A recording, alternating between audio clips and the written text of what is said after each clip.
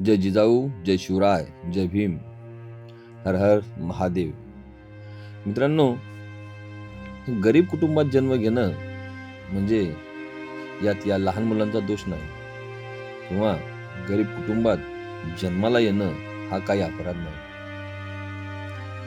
उपाशी पोटी झोपणं हा यांचा जन्मसिद्ध अधिकार आहे का? तर नाही.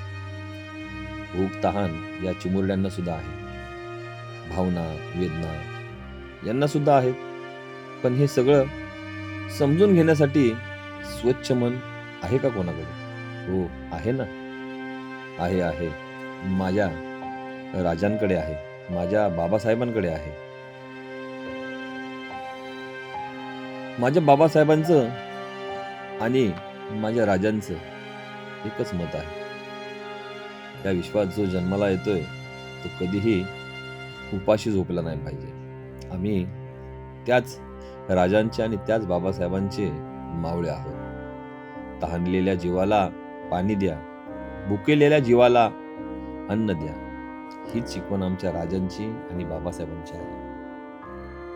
माझी आई म्हणते, राजा तू खूप मोठा हो.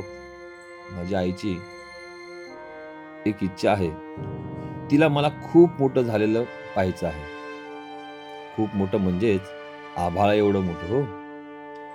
आणि त्या आभाळाच्या सावलीखाली सगळ्यांना निवारा मिळाला पाहिजे.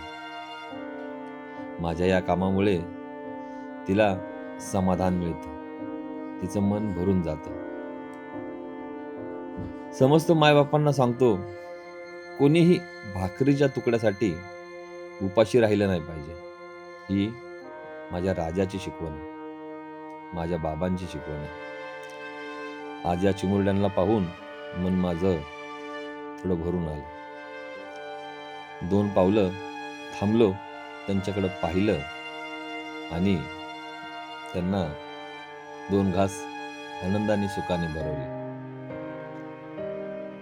हे सुखच वेगळं आहे, जे जगात कुठेही तुम्हाला विकत घेता येणार नाही.